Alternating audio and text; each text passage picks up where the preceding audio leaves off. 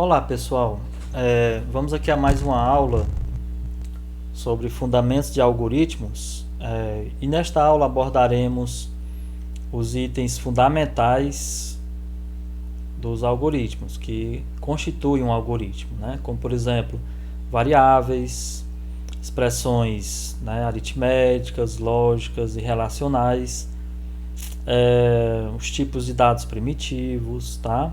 Então, esses assuntos, né, também servirão para ajudar vocês na resolução da lista de exercícios, tá? Então, veremos agora. Bom, o nosso roteiro vai iniciar com introdução, arquitetura de um computador digital, memória, variáveis, que aí abordaremos os conceitos e atributos dessas variáveis, agregados de dados, operadores, aritmético, relacional e lógico, funções, comandos de entrada e saída. Bem, então como duas pessoas realizam uma soma com dois números sem calculadora? Então, pode ser da seguinte forma: uma delas escolhe os números, tá? E a outra realiza o cálculo, certo? Então, o computador, como é que ele faz isso, tá? Como é que o computador faz isso? Ele utiliza, né, todos os seus componentes, né, como principalmente memória e processador, né, que a gente chama também de CPU, que é a unidade lógica, unidade central de processamento, né? Bem, então aquele esboço, né, da aula anterior, né, que temos aqui os dados como os elementos de entrada, processamento e a informação, que são esses dados processados. Então, como acontece aqui nesse processamento? O que acontece? Então, os dados serão armazenados na memória e o processador vai buscar esses dados na memória para processar e devolver esses dados processados.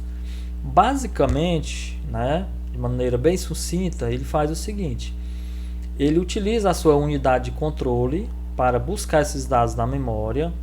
Então ele busca os dados, armazena o endereço, ele que controla todo o fluxo de execução, ele quem? Né? O processador, especificamente a unidade de controle, tá?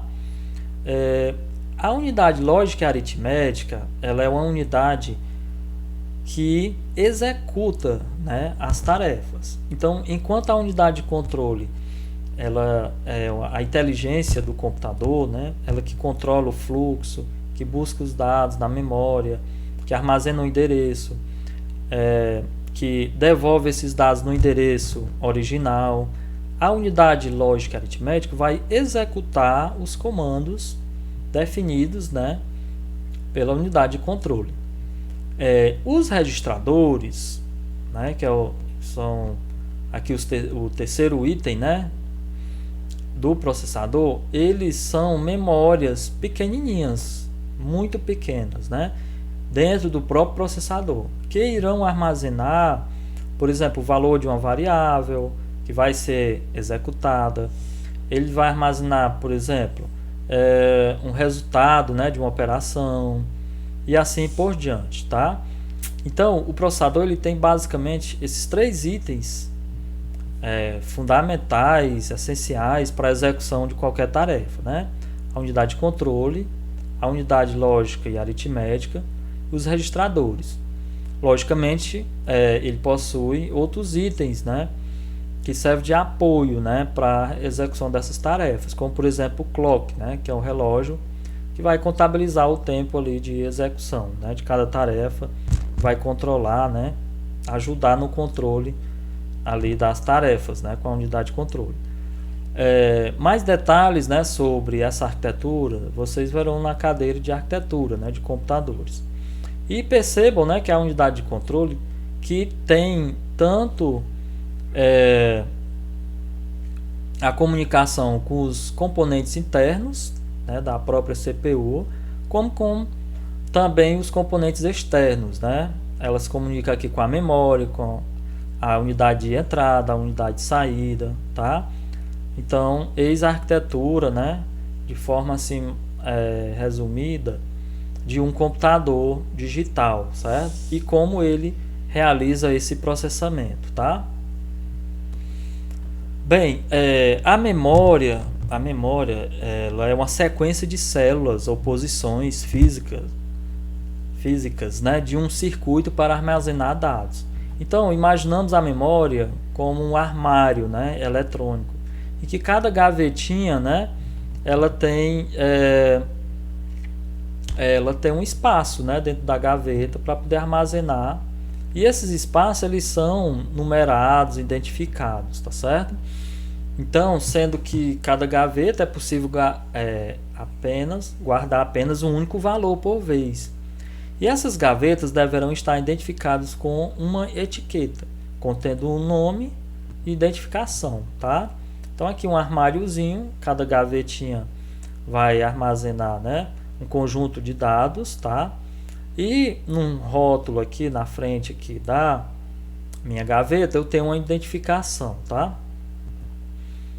Bom, a variável, né? O que é a variável? Corresponde à única área de memória cujo conteúdo varia durante a execução do algoritmo. Então, quando você declara uma variável no seu algoritmo ou na sua linguagem de programação, né? Para quem já programa, nada mais é do que você está reservando um espaço da memória, né? Você está reservando um espaço a algumas células de memórias, né? Como se fossem algumas gavetinhas na memória, para armazenar aqueles tipos de dados que você está definindo lá na tua variável, tá? Então, devemos encarar uma variável como um endereço de memória onde está guardada uma determinada informação. Então, essa informação pode ser de diversos tipos, né? Ou seja, pode ser caractere, real, inteira, tá? Mas, por vez, ela é somente de um tipo, tá? Se eu declaro uma variável do tipo inteiro, ela vai trabalhar com o tipo inteiro. Se for do tipo real, e assim por diante. O algoritmo ele poderá alterar esse valor de acordo com as suas instruções, quantas vezes forem necessárias, né? Por isso que elas são chamadas de variáveis, né? Então, a variável, ao longo da execução do programa, do algoritmo, ela pode assumir, ela pode guardar vários valores diferentes, tá?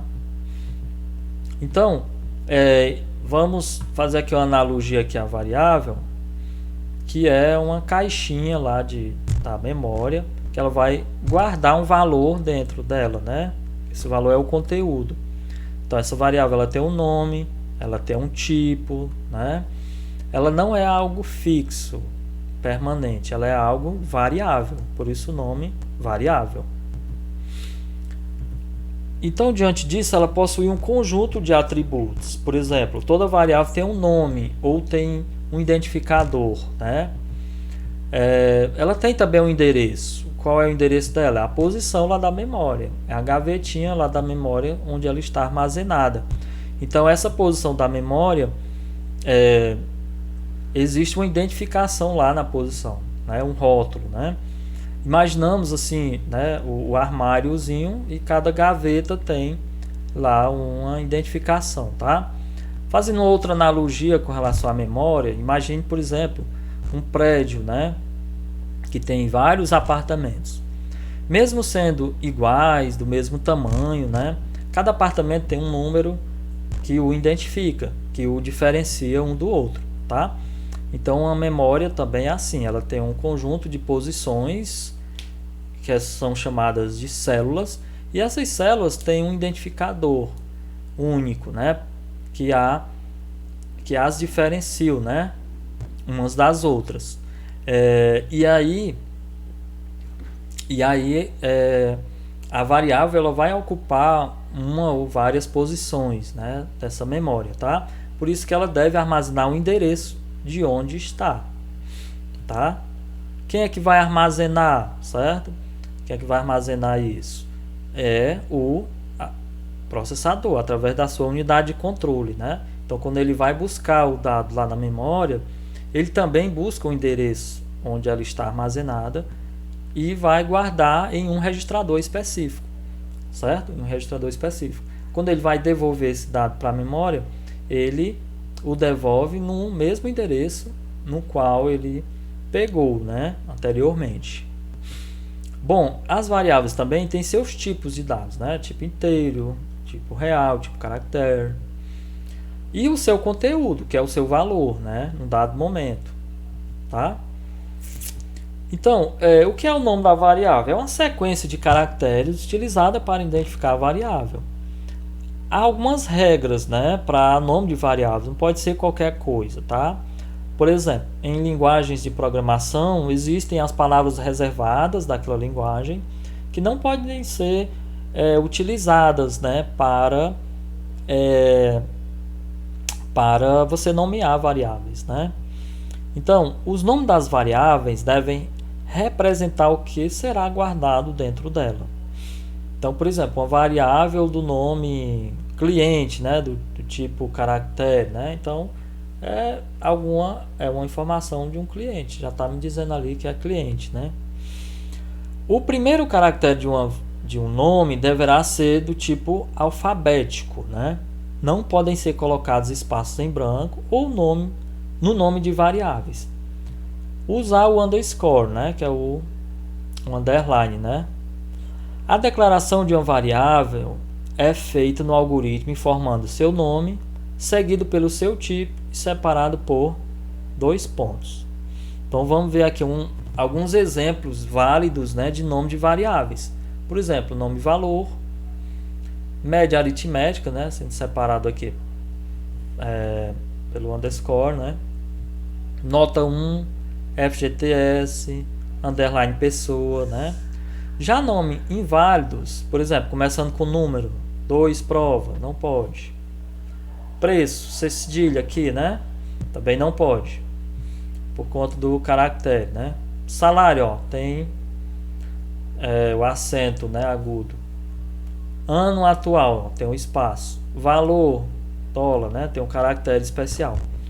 Então, aqui são alguns exemplos inválidos de nome de variáveis. E por esse lado, meu lado aqui esquerdo, né, são nomes válidos de variáveis, tá? O endereço da variável é uma sequência de células endereçáveis, como eu falei para vocês, né? Então, cada célula da memória, cada posição, existe, né, um identificador diferente. Cada variável irá ocupar uma ou mais células da memória e, portanto, terá seu próprio endereço de memória. Tipos de dados. O que são tipos de dados, né? São conjunto de valores mais operações. O exemplo, tipos de dados inteiro. Números inteiros mais operações aritméticas. Então, se eu defino uma variável do tipo inteiro, tá, o compilador vai compreender, né, entre aspas, que aquela minha variável ali vai receber um número inteiro, tá, e vai permitir a manipulação com operadores aritméticos. Tipos de dados primitivos, né? São os tipos mais comuns e que podem dar origem a outros tipos de dados mais complexos. Exemplos, ó, inteiro, real, caractere, lógico, tá? Então, isso quer dizer o quê? Que eles podem dar origem a outros tipos. Um exemplo bem comum é o tipo caractere, né? Que ele dá origem ao tipo string. Uma string é uma cadeia de caracteres, é um conjunto de caracteres. Tipo de dado inteiro, vamos estudar cada um deles, né? O inteiro, ele é representado, né, por 2 bytes. Então, números inteiros maiores ou menores que 0, né, representado por 2 bytes. Só que ele possui, né, uma faixa finita, né, de valores. Não pode ser um número astronômico, né? Ele vai do menos 32.768 até 32.767. Então, se eu declaro um valor maior do que esse, ele vai dizer que está fora da faixa de inteiros. assim como se eu declarar um número menor do que esse, tá? Se eu precisar declarar um número maior, né, do que esse, ou menor do que esse, então eu uso um outro tipo, por exemplo, o tipo real, né, que tem uma faixa de valores bem maior, tá? Outra coisa interessante é que ele reserva 2 bytes de memória, né, para armazenar uma variável do tipo inteiro. Só lembrando que mesmo a memória, né, e também processador e demais dispositivos, né, trabalharem, né, com bits, a linguagem binária, né, que eles entendem, a memória ela guarda informações em forma de bytes, ou seja, o menor espaço de memória reservado é do tamanho de 1 byte, ou seja, é capaz de armazenar um único bits, né? Se eu quiser armazenar só um caractere, né? Um A, por exemplo, ou um B, ou um S, eu vou reservar 1 byte. Por quê? Porque é o menor tamanho de memória que existe, né? O menor endereço lá, a menor célula, né? O tamanho de célula, para eu poder armazenar dados, tá? Então ele armazena o que? 1 byte. Então tanto faz eu querer guardar 8 caracteres como 1 apenas, então o tamanho é o mesmo, tá? Vamos ver como fica a declaração aqui, número inteiro do tipo inteiro, número 2 ponto inteiro. Então no exemplo acima, né, foi declarado uma variável do tipo inteiro, e o nome dessa variável é número. Tipo real, conjunto de números racionais, representado por 4. Declaração, salário do tipo real, salário 2 ponto real. Então no exemplo acima, né, foi declarada uma variável do tipo real com o nome de salário, né? Tipo caractere, conjunto dos caracteres alfanuméricos, números, letras, símbolos, etc. Representado por apenas 1 byte. Então, tipo caractere, né? Note que as variáveis do tipo caractere podem armazenar apenas um caractere, como eu já havia falado, né? Então, por exemplo, o S do tipo char, né? No exemplo acima foi declarado uma variável do tipo char com a letra S. Então, tipo caractere, apesar de eu, né, nesse exemplo aqui, estou armazenando apenas o S. Mesmo assim, é separado 1 byte lá de memória, né, para armazenar o meu S aqui, né, o meu caractere. Tipo lógico, quando assume apenas 2 valores, falso ou verdadeiro. Então a declaração é do tipo flag 2 ponto lógico. Então nesse exemplo foi declarada uma variável do tipo lógico com o nome de flag, né? O nome de flag. Conteúdo da variável é o valor, né, que está ali armazenado na minha variável, né? Então o conteúdo de uma variável pode ser alterado, constado ou apagado várias vezes, né? Então quando é feito isso, né, a informação anterior é sempre perdida, tá? Por exemplo, no meu exemplo aqui eu tenho o conteúdo 5, mas pode ser depois de uma outra operação, pode mudar aqui para 6, para 7. Então esse 5 aqui vai ser apagado, ou seja, na verdade vai ser sobrescrito, né, que a gente chama. Tipos de dados agregados. Os tipos de dados agregados, eles são formados a partir dos dados primitivos e que permitem o processamento de informações mais aprimoradas. São eles: cadeia de caracteres, por exemplo, um string, né? Matriz e registro, tá? Agregado de dados do tipo string é um agregado de dados homogêneo. Isso quer dizer o quê? Usa apenas um tipo primitivo, onde todos os elementos são do tipo caractere, ou seja, do tipo char, né? Declaração, por exemplo, nome underline clear, 2 pontos, string do tamanho 40. Então estou declarando aqui, né, essa variável nome underline clear que ela é uma cadeia de caracteres de tamanho 40, certo? Do tamanho 40, ou seja, ela tem 40 posições, ela pode conter 40 caracteres. Então, por exemplo, o nome completo, né, de um cliente, né, pode ter até 40 caracteres, para esse exemplo aqui, tá? Matriz, né, também é um tipo homogêneo, tá? Onde todos os elementos podem ser de qualquer tipo, desde que todos os componentes sejam do mesmo tipo. Que é isso, né? Começa a confusãozinha aqui. É o seguinte, se eu declarar a minha matriz do tipo inteira, ela vai sempre trabalhar com dados do tipo inteiro. Mas eu posso ter uma outra matriz, ou posso depois declarar essa matriz do tipo real. Ou ainda, em outro exemplo, em outra situação, eu posso ter uma matriz também do tipo caractere, certo? A diferença da matriz aqui para o string é que a matriz é um agregado de dados homogêneo que eu posso declarar de um tipo e ela vai funcionar sempre daquele mesmo tipo no meu algoritmo. Mas ela pode ser também, em outro momento, certo? De um tipo diferente. Diferentemente da string, que a string é só uma cadeia de caracteres. Em qualquer situação, eu não posso ter uma cadeia de números chamada de string. Sempre é uma cadeia de caracteres, tá? Então, um exemplo aqui de matriz, ó, por exemplo, matriz do tipo inteira, né?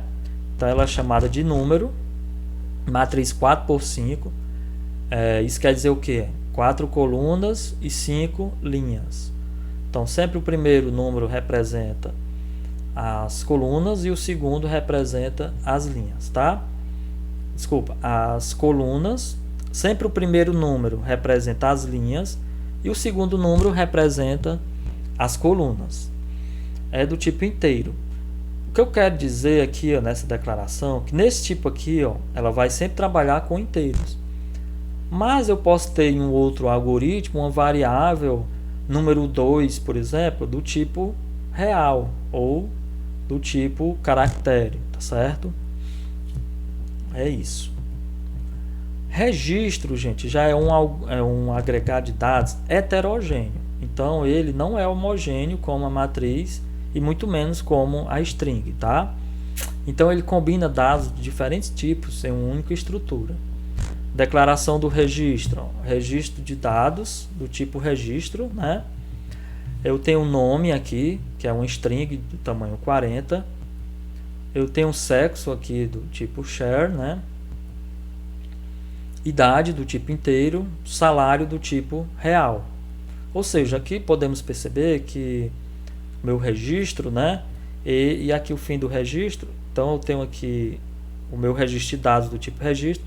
Ele possui o que? Um conjunto de variáveis, né? Mais de uma variável, nome, sexo, idade, salário, cada um com tipos de dados diferentes, ou seja, é uma estrutura não homogênea, mas sim heterogênea, tá? Heterogênea. Operadores são sinais utilizados nos algoritmos para indicar a realização de operações que podem ser de 3 categorias. Operadores. Quais são as categorias? Aritméticas, relacionais e lógicas. Aritméticas servem para realizar operações com números inteiros ou reais, ou seja, operações aritméticas. São elas, por exemplo, as que utilizam operadores de adição, subtração, multiplicação, divisão. Aí temos também potência, raiz quadrada e assim por diante. Cada uma delas tem um nível de prioridade. Aqui, o menor valor representa o maior nível de prioridade. Ou seja, a potência aqui tem o maior nível de prioridade. A adição e a subtração tem um valor mais alto aqui. Então, isso quer dizer que elas representam menores níveis de prioridades. Operadores relacionais, eles já servem para estabelecer relações, né, entre variáveis do mesmo tipo. Então, as relações, por exemplo, de igualdade, de diferente, de maior que, de menor que, de maior ou igual, de menor ou igual, e tem sempre entre eles, né, o mesmo nível de prioridade, tá? Os operadores lógicos são 3. O I especifica que todas as condições relacionadas devem ser verdadeiras, né, para que o conjunto seja verdadeiro. Então, por exemplo, se A for maior do que B e B maior do que C, ou seja, tem que ser verdadeiro as duas condições para que o conjunto verdade seja verdadeiro. O ou não, basta uma ser verdadeiro para satisfazer o conjunto verdade. E o não é a negação, certo? O não verdade é o que? Falso. Então estou negando, né?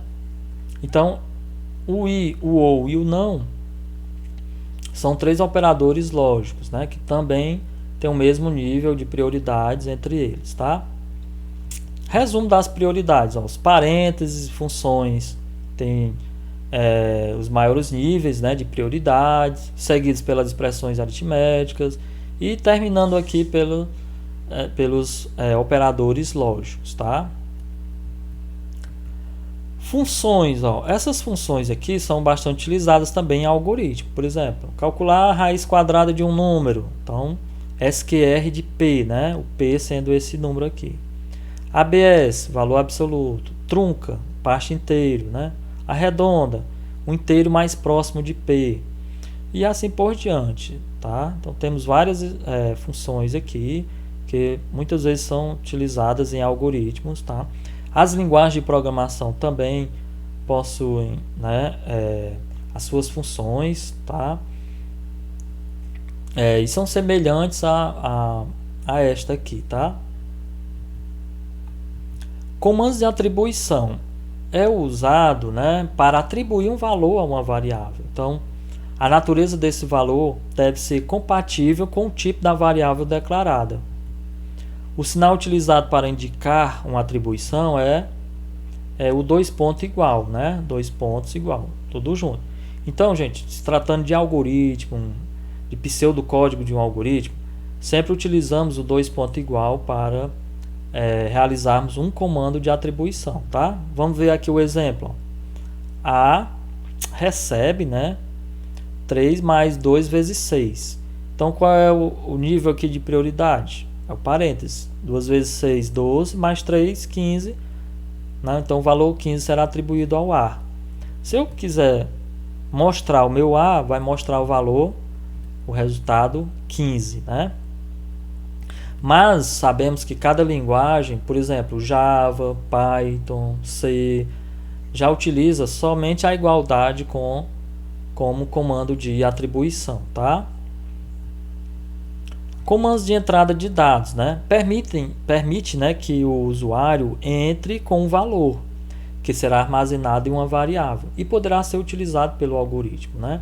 Por exemplo, leia variável. Então, no pseudocódigo, estou especificando um algoritmo. Quando eu utilizo o comando leia, é para inserir dados, né, inserir valores no meu algoritmo, certo? E esses valores serão processados e serão exibidos, né, através do comando escreva, que no caso é um comando de saída de dados, tá? Então a sintaxe é, por exemplo, escreva a variável, né? Leia A, aí vai ler o valor de A, por exemplo, 15. Escreva A, vai escrever o que? 15, né? Pode também escrever uma expressão literal, por exemplo, o valor de A é 2 pontos A. Então, essa expressão literal, o valor de A, será escrita dessa forma quando eu utilizo aspas, tá? Quando eu utilizo aspas. Vamos ver aqui um exemplo, ó, no meu algoritmo. Tenho aqui o início, tem um num do tipo inteiro, uma variável num. Tem um x aqui que é do tipo string, do tamanho 6. E vou proceder aqui à execução do meu algoritmo. O meu num vai receber, né, um valor 999999, 6 vezes o número 9. O x também vai receber o mesmo valor, só que entre aspas. Por quê? Porque é um string, tá? O num vai receber ele mesmo mais 1. Então vai fechar o valor aqui de 1 milhão, né? Se eu for mandar escrever o num. Então escreva no 1. O resultado vai ser 1 milhão. Se eu colocar a mesma atribuição para o x, ó, x recebe x mais 1. vai ser um comando inválido. Por quê? Porque o x é do tipo string. Como ele é do tipo string, ele não pode atribuir, né, somando 1, né, uma operação aqui ao tipo string, né. Então, se eu mandar escrever o x, ele vai escrever o valor que está o x, né, 6 vezes o número 9, né, aí entre aspas, né, certo? Bom, e aqui eu tenho um fim, né, desse meu algoritmo. Ok, pessoal? Então, esta é a aula, né, que vai ajudar vocês aí na continuação da resolução dos exercícios, tá? Espero que todos tenham entendido e podemos posteriormente tirar alguma dúvida, né, quando for necessário, tá? Depois seguiremos, né, com conteúdo sobre algoritmos, né, que é o que a gente está vendo. Então a gente vai vendo passo a passo aqui, né, do que é essencial para um algoritmo. Então nesta aula nós vimos as variáveis, os tipos de dados, as expressões, como declarar as variáveis, né, o resumo de uma arquitetura, né, de um computador, como é que ele processa um dado. E aí vai ajudar vocês, né, numa compreensão melhor com relação à estrutura de um algoritmo e também a responder a lista, tá? Então até a próxima.